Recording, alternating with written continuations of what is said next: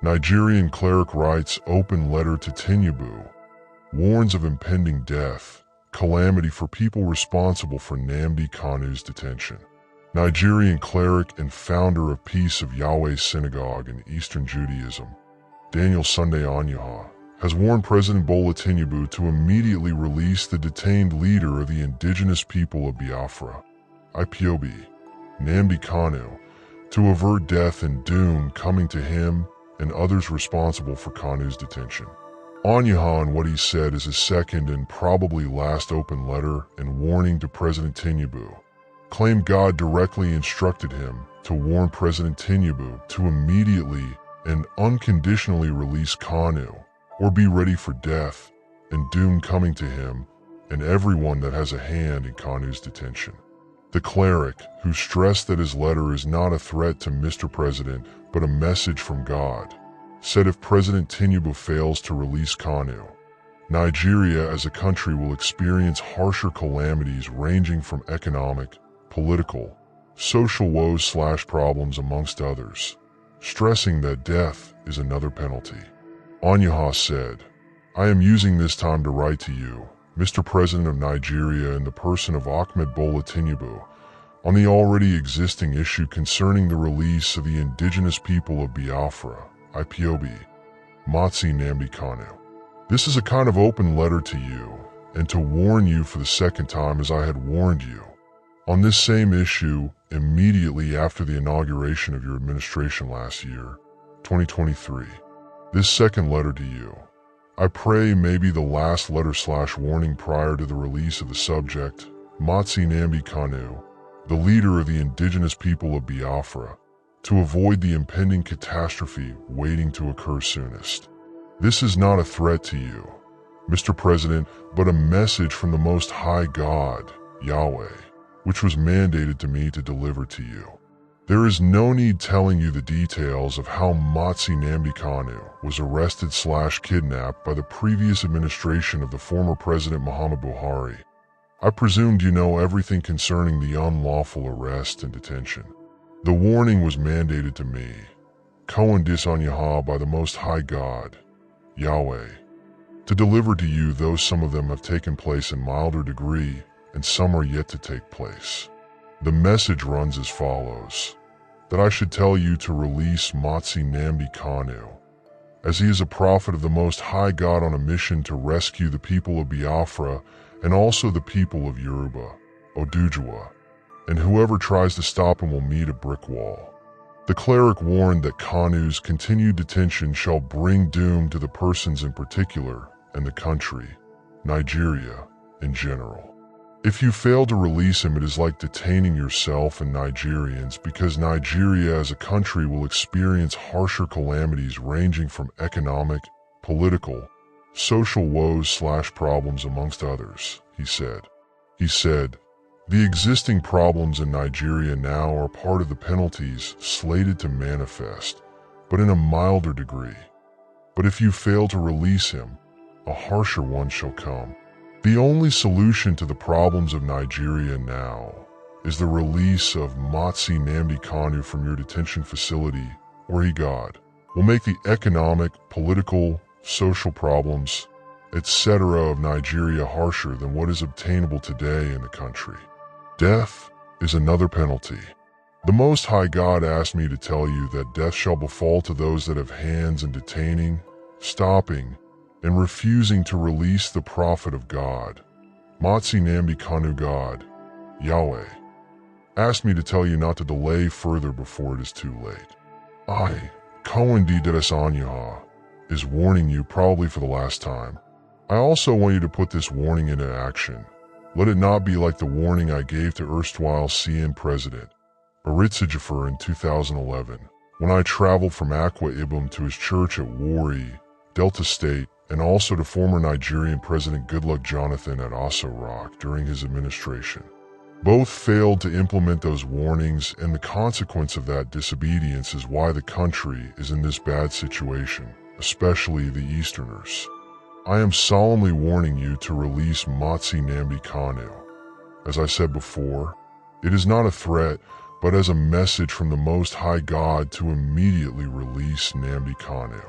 Remember, Ojukwu released Obafemi Awolowo before the war for peace to reign, as he did not ask for any advice to release him.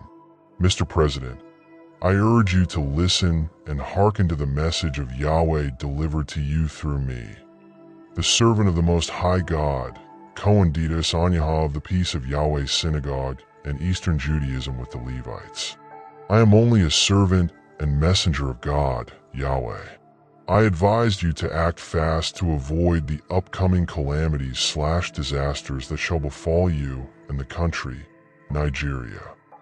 The open letter from Nigerian cleric Daniel Sunday Onyuha to President Bola Tinubu, warning of impending calamities unless Nnamdi Kanu is released, raises several critical points for deep discussion and analysis.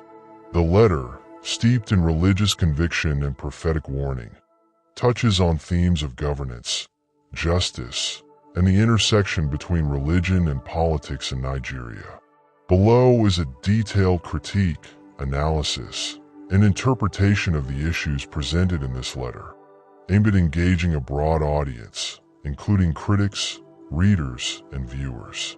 Nnamdi Kanu, the leader of the indigenous people of Biafra, IPOB, has been a central figure in the agitation for the secession of Biafra from Nigeria.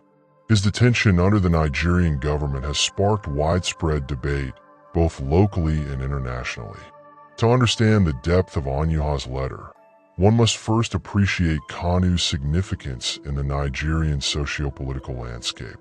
Kanu is viewed by many as a freedom fighter for the Igbo people, but others see him as a threat to Nigeria's unity. His arrest and prolonged detention have remained contentious, fueling ethnic tensions, especially between the Igbo and the rest of Nigeria. Onyuha presents himself as a prophet, a messenger of Yahweh God, carrying a divine mandate to warn President Tinubu of impending doom if Kanu is not released. This religious framing adds a layer of urgency and moral authority to his message. However, it also invites skepticism. Critics might argue that using religion to influence political decisions could be manipulative. What happens when divine messages conflict with national laws or governmental objectives? Should a cleric, no matter how genuine, wield this kind of influence over state matters? Moreover, in the Nigerian context, where religion is deeply woven into the fabric of society, such proclamations can have profound effects on the public psyche. The letter is not merely a political statement, but a spiritual warning, which amplifies its impact. Onyuha is tapping into a long tradition of religious leaders influencing political events, but the challenge lies in the balance between spiritual authority and the secular state's sovereignty. One of the most dramatic aspects of the letter is the forecast of death and doom for those responsible for Kanu's detention. Onyuha states that harsher economic, political, and social calamities will strike Nigeria if Kanu is not released. These warnings raise several critical questions. How credible is Onyuha's prophecy? Many will question whether a divine warning can be substantiated or if it is simply an emotional appeal meant to stir public unrest or sympathy for Kanu. Onyuha references warnings he previously issued to former Nigerian leaders, claiming that their failure to heed those warnings resulted in the country's current dire state. This introduces a narrative of prophetic authority that will likely divide opinion. Some will see this as evidence of his legitimacy, while others will dismiss it as coincidental or irrelevant to Nigeria's challenges. Onyuha's letter challenges the traditional boundaries between religion and politics. Should religious figures be involved in national politics? Historically, religious leaders have played crucial roles in shaping political outcomes, from civil rights movements to peace negotiations. However, there is a delicate balance to maintain. The blending of prophetic warnings with political mandates could destabilize governance, especially in a multi-ethnic, multi-religious nation like Nigeria. Critics could argue that if political leaders begin to govern based on religious warnings or prophecies, they risk undermining democratic principles. Decisions must be grounded in the will of the people, law, and reason, not spiritual or religious pressure. However, supporters of Onyaha might contend that in a country where religion holds great power, prophetic insight should be taken seriously as a source of moral guidance. Onyaha's letter places great emphasis on Kanu's role, not just as a political leader, but as a prophet sent to rescue the Biafrans and Yoruba people. This raises significant cultural and regional implications. While Kanu is most closely associated with the Igbo people, Onyaha's suggestion that Kanu is a prophet for the Yoruba as well could be an attempt to bridge the ethnic divide. However, this claim is problematic. The Yoruba and Igbo have historically had tense relations, especially regarding secessionist movements like Biafra. Bringing the Yoruba into the conversation could either build solidarity or fuel further discord.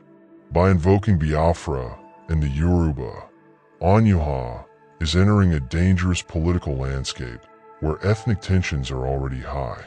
Critics might argue that this could inflame already simmering regional disputes, leading to further instability.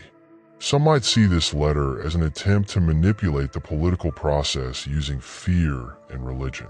Prophetic warnings of death and doom can be powerful tools to coerce leaders into action. In this view, Onyaha's message could be seen as leveraging religion to exert influence over a highly sensitive political issue. On the other hand, Onyaha's supporters would argue that he is acting out of genuine spiritual conviction. If he truly believes he is carrying a divine message, his warnings are not threats, but attempts to avert disaster for Nigeria. In this interpretation, his letter is not just a political statement, but a call for justice, especially for marginalized groups like the Biafrans. Can a cleric's spiritual conviction be grounds for influencing national policy, especially on sensitive issues like the detention of political prisoners? If Tinubu releases Kanu, does that set a precedent for future political decisions being made under the weight of prophetic warnings? Does Kanu's release offer a pathway to peace, or would it create further discord within the country? Daniel Sunday Onyaha's letter to President Tinubu underscores the complexity of Nigerian politics, where religion, ethnicity, and governance often intersect in profound ways. Whether one views the letter as a genuine divine warning or a political manipulation, its content raises important questions about the role of spiritual authority in public affairs. This discussion invites engagement from a wide audience, encouraging readers, viewers, and listeners to share their opinions, reflect on the role of clerics in governance, and debate the possible consequences of Kanu's continued detention or release. Your comments and opinions will help shape this ongoing discussion. I will see you again in my next update. Enjoy the rest of your day.